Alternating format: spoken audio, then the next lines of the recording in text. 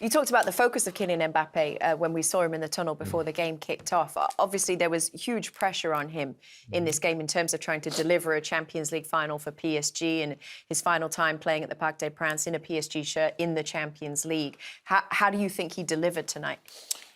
Well, I still think that position of him playing as a 9 is an awkward one for me. But, you know, I'm not the coach of Paris Saint-Germain. I have bad respect for Luis Enrique and what he has won. But I do think that Kylian is more comfortable on the left.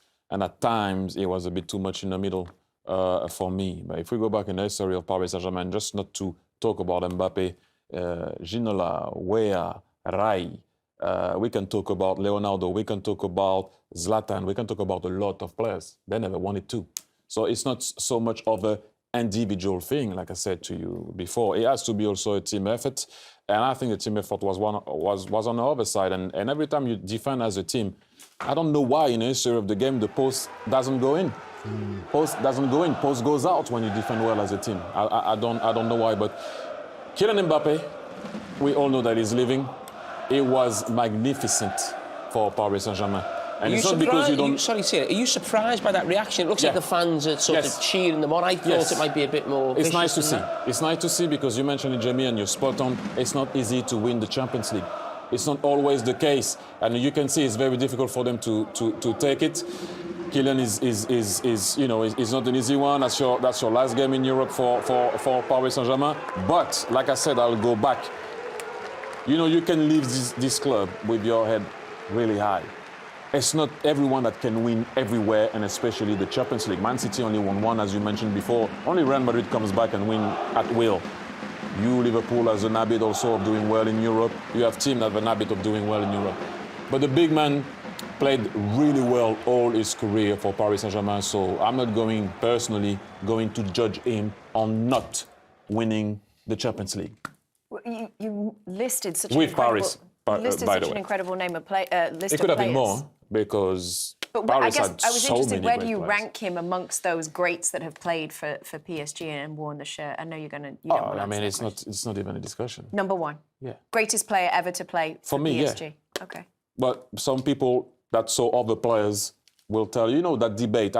That's obviously, you would like to say that's my opinion. Obviously, I know, but for me, Kylian Mbappé, with the way, the impact he had all over the world, what he's been doing, for me, yes, he will go down as the best player for Paris Saint-Germain. That's me. Thierry, can I ask you about, before the game, we saw that huge banner of that team, I think, that won the European Winners' Cup in 96. 96. So they're obviously legends, they're heroes. Yeah. Do you think in 20 years' time, do you think the Mbappé team, the PSG team, have now would get that sort of reverence from that PSG support? They've done what you'd expect them to do, which is win the French title every season. They haven't gone that step further to cement themselves. You know, that team of sort of Mbappé, Neymar, Messi haven't won it, but they haven't won it again when it was his team. Yeah. Do you think, so you're saying he's the greatest player, but do you think he will be remembered the way those players are remembered? But they won the Winners' Cup. That's what I'm saying. Mbappé never played at that level.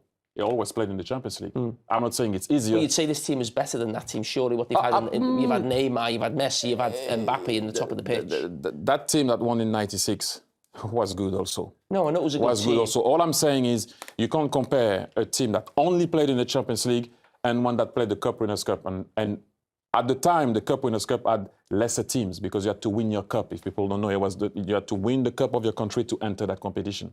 So you had surprises, a lot of surprises at times.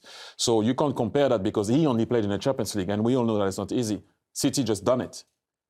But it's a team that was on the run of winning a treble. They didn't do it, losing in a semi-final against Dortmund, and people might say, yeah, it's Dortmund or whatever. I'm talking him as an individual, not so much the teams and not so much the competition. What he did for Paris Saint-Germain.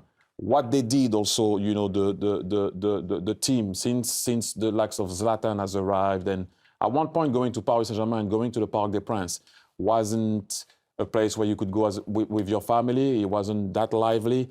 You know, there was a period where it was a bit rough to go there, so everything has changed. So you're not going to kill that just because a team doesn't win the Champions League. And I've said it before, it is a thing. Like we talk about Man City, and I was saying the same about Man City last year. I'm not going to judge Pep and judge Man City of not winning the Champions League. And it's the same for me for Paris Saint-Germain. Hopefully it's going to happen one day.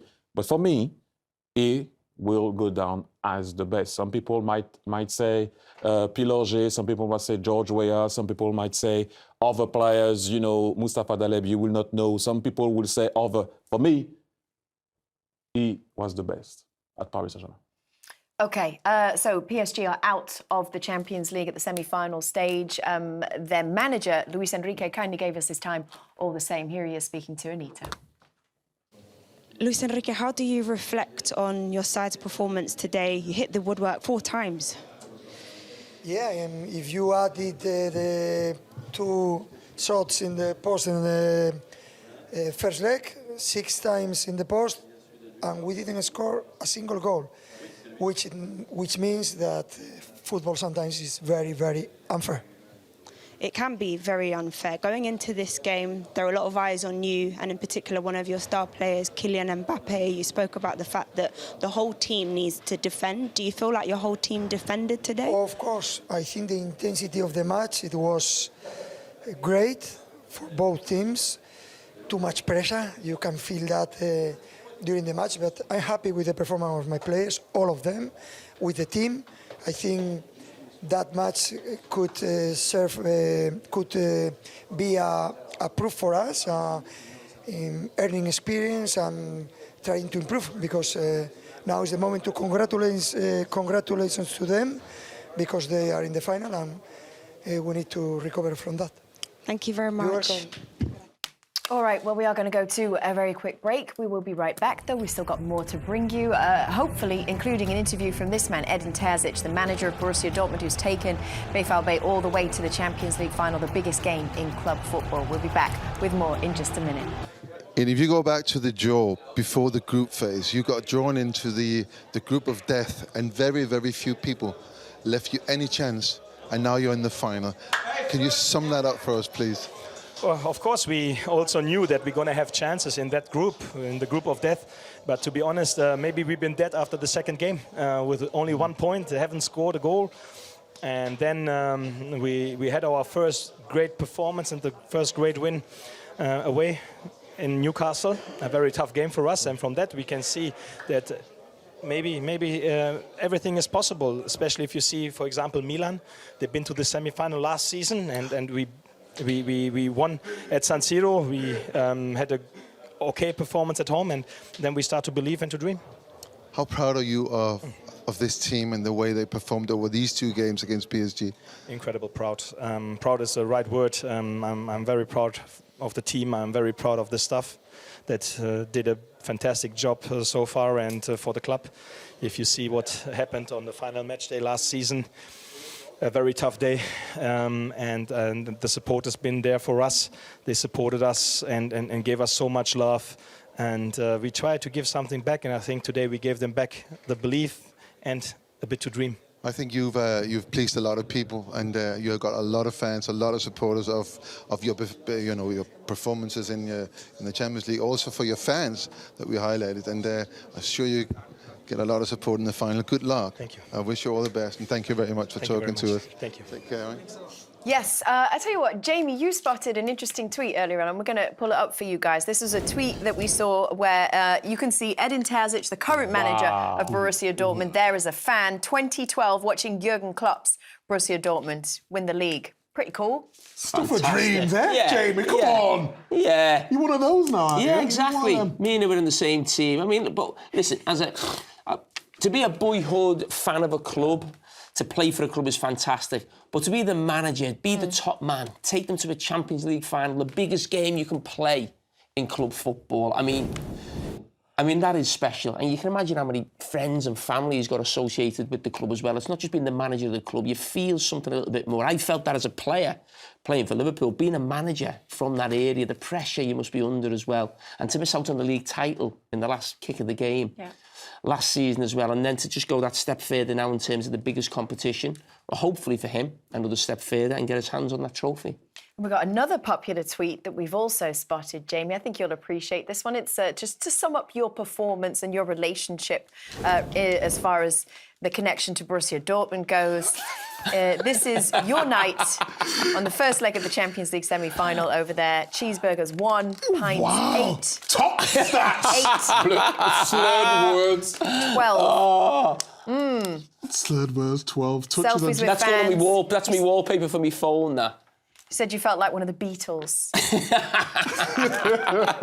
New friends made 25,000. Was the beer strong over there, Jamie? It was, yeah, it's lively. It's lively. I mean, what's it going to be like at Wembley? I mean, what are we going to do? I mean... Well, some of us won't drink whilst we're on the job. Oh, no. Oh, interesting. Yeah. You did last year. Why are you banging your lip like that? No, I did not drink last year. I was drunk for years. You're very quiet. I'm very quiet, no. I'm just letting Jamie have his moment. His mate never made the final, did he? I mean, what analysis are you going to do now if there's no Mbappe? Bellingham.